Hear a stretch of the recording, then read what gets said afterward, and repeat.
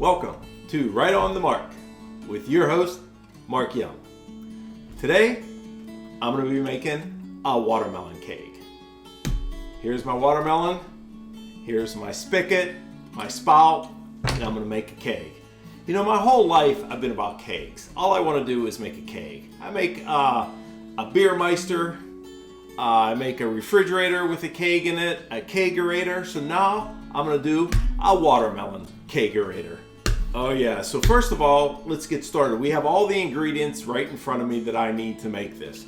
So I got all my alcohol, I got tequila, I got grain, I got rum, I got the drills, I got the utensils to cut this. So this isn't a drink for the first timer to make. This is actually for somebody that's been around the block once or twice on how to make a melon cake. So first thing you want to do is you want to level it. So you want to level the playing field. So what you want to do is turn the watermelon on its side.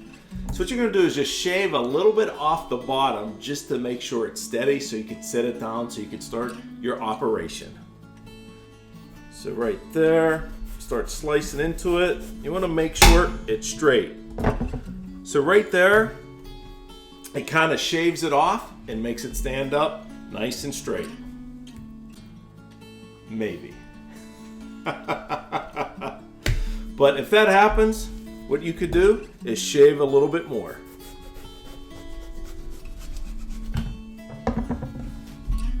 There you go, much better, much better. So now that your watermelon is standing straight up, standing at attention, standing tall, you're gonna wanna take off the top of it. You're gonna wanna start taking out the insides. Actually, the innards. So how you go about doing that, folks, is you just want to cut it like a pumpkin. You take your knife and you just want to cut off the top of it. Just like this. And what I do is I spin it around. Once you spin it around, it makes it a little bit easier to cut and makes it more circular pattern. So once you take that top off, you're going to want to save it. You're going to want to save it because you're going to want to cap it at the end whenever you take everything out and you pour your ingredients in.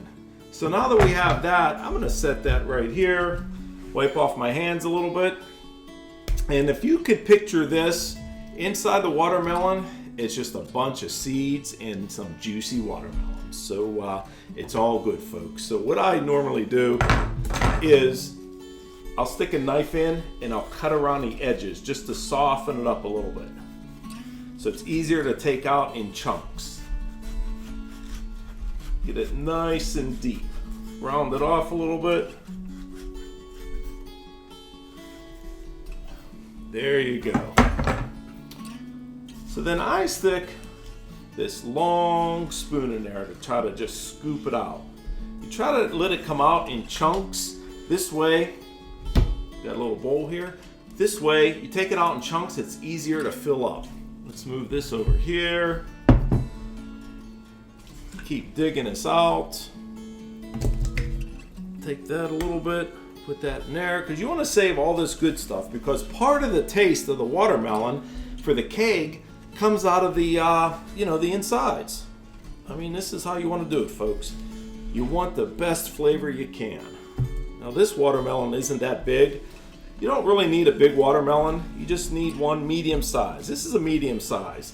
And if you people don't know, it's a couple days after the 4th of July. And we actually use this as a launching watermelon into our pool. So what we did was we actually filmed me throwing this in the pool. And it actually floated. It didn't hit the bottom of the pool. It popped right back up. And you should have heard the cheers. Oh yeah. Oh!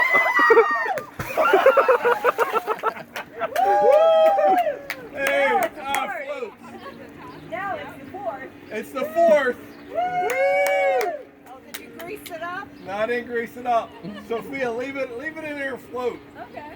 Oh, are we gonna eat it? No, we're gonna Just for show, right? grease it. You gotta grease it and get it out. So it never hit the bottom. There you have it, folks. This episode of Right on the Mark. Cheers all the way around. So let's continue scooping here. Be careful because it splashes a lot. So you just keep digging till you get almost to the bottom. You don't want to puncture it. Last thing you want to do is puncture a hole in the watermelon cake, because you want it to hold all those fluids and alcohol and juices.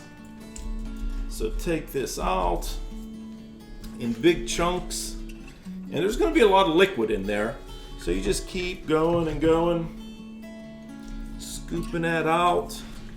It looks like I'm almost at the bottom here. A couple more spoonfuls. There we go. Now I got juice at the bottom. So what I'm going to do with the juice is I'm going to pour it out temporarily, just so I could put my spigot in there. Because when you put your spigot in there, you don't want the juices to come back out. So what I'm going to do is I'm going to pour it right into the strainer. This way it saves all the juice at the bottom. Look at that, folks. You got a hollowed melon cake. Doesn't get any better than that. Let me tell you, it doesn't. So what you want to do now is you want to gauge where you're going to put your spigot. So here's the little spigot. It's a very integral part that you need to make this cake work, because it's your tap. Come on, folks, it's a tap. It's a melon tap. All right. So to put this in, let me kind of show you how it's going to work. I'm going to put this little tap in here. I'm going to drill first. You want to come up about, I don't know, about 1/3 up the watermelon, and you want to plug in your little tap. So to do that, bust it off the drill. Oh yeah, you got to drill. Move this a little bit. Wipe that off a little bit. Make sure you have a clean bit. Kind of pre-wash that ahead of time. Turn it over here, and then you're going to want to drill on the side where you're going to put your tap.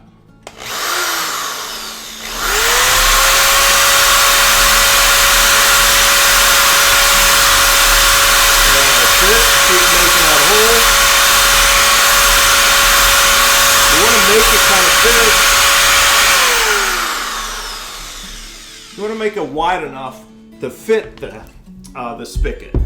So when you do that, you're going to want to measure. You don't want to make it too big. You don't want to make it too small. You kind of want to gauge your drill bit with the tap. So right about now, it's going to fit in there. Let me put this up so you guys can see it. It has threads on it. So all you're going to do is just thread it through. That's what you're going to do. Oh yeah, look at that, folks. Look at that. Put that through there. You're all set. You're all set. Now you have the tap in there. You have the watermelon sitting flush. It's not tilted. You want to make sure it's all nice and clean. Wipe up the area for anything that you spilled. Now you need a nice clean surface to work with. And now comes the fun part, folks. You get to add the alcohol. And the way I do it is I try to do equal parts of all the alcohol. But in this particular case, I want to add some of the juice and the watermelon back in, so when you taste it, it's going to taste beautiful, folks. It's going to taste wonderful. So what I do is I'll start with the Everclear, the grains, the grain alcohol. So let's just put a little bit of this in. You don't want to use the whole bottle because you want to save room for the other stuff. There you go. Put about 3/4 of the bottle of that. Go to the tequila. You always got to put the tequila in there.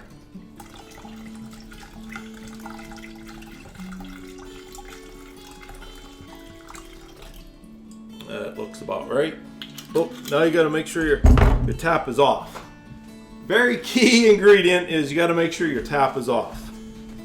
Sorry about that, folks. Let me just wipe that up. Looks like it's in good shape now.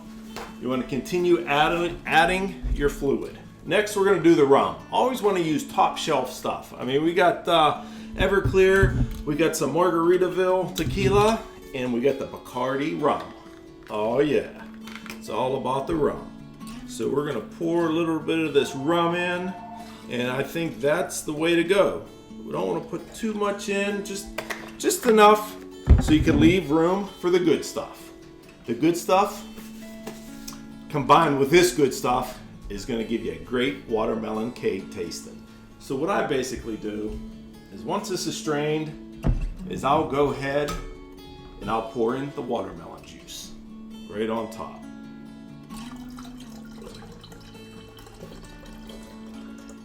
It's almost up to the top, folks. You don't want to put too much in. You don't want to overflow it, but you want to make it last. You know, the melon's cold, so you always want to keep it cold. You can do this a couple hours before your guests come. You could do this, put it in a refrigerator, and then bust it out before the party comes. But you always want to try to keep it chilled, because a lot of this alcohol stuff isn't chilled. So what I do is I fill it up, and then I put the cap back on, and then I store it in the refrigerator. So if we go ahead and put the cap back on, or the hat, that's kind of how it went, like that. Looky there, look at that. Looks like you didn't even cut it. Perfect watermelon. Got the tap in there. You got some watermelon. You got all your alcohol in there. You put it in a refrigerator, and then you bring it back out when a party starts, and it's nice and chilled and cool, and people love it. You know, you can hardly taste the alcohol because so much of it soaks up into the watermelon. I mean, once you start with your first alcohol, you know, you want to come behind it with your other parts. So you're trying to get equal parts, but you want to come behind it and finish it with the watermelon juice. That's always very important. What I could do sometimes is I like to swirl it and kind of mix it around.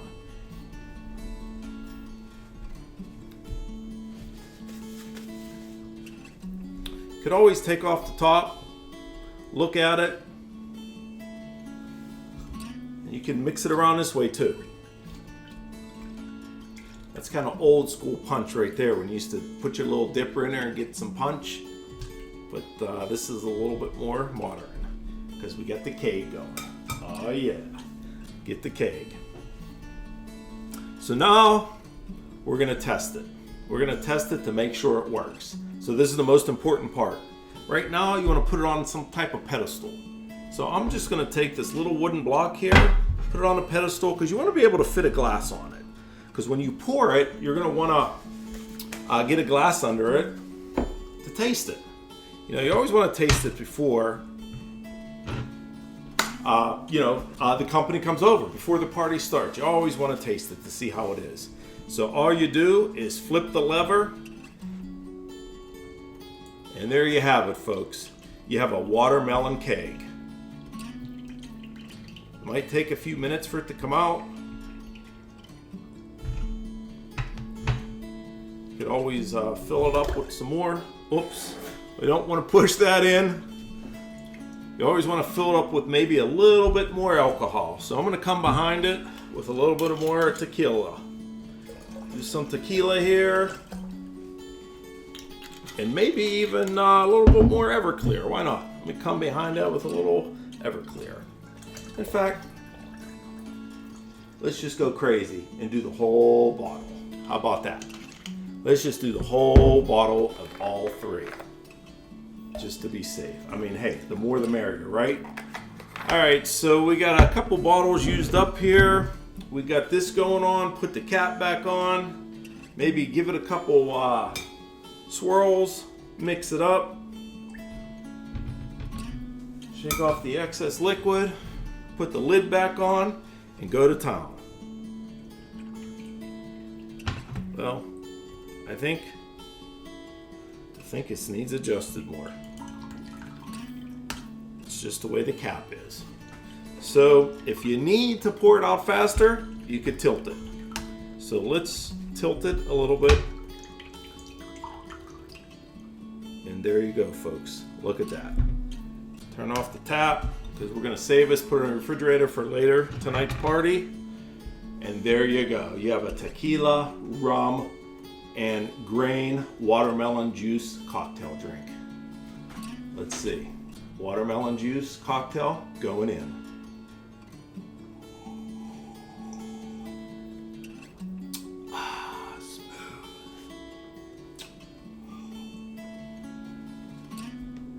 Oh, fantastic, guys. Fantastic. Let me tell you, that's the best watermelon juice you'll ever have. Good stuff, folks. So this is just one of the ideas. If you're hosting your own party over the summer, I mean, it doesn't have to be 4th of July. If you're only, if you're having a party and you're having, it could be a Labor Day party. It could be a birthday party. It could be any adult party you want, but this just spices things up a little bit. I mean, heck, you could have people come over and they could look at this and they could marvel over your concoction because it's something that you made. I mean, come on, folks. It doesn't get any better than this.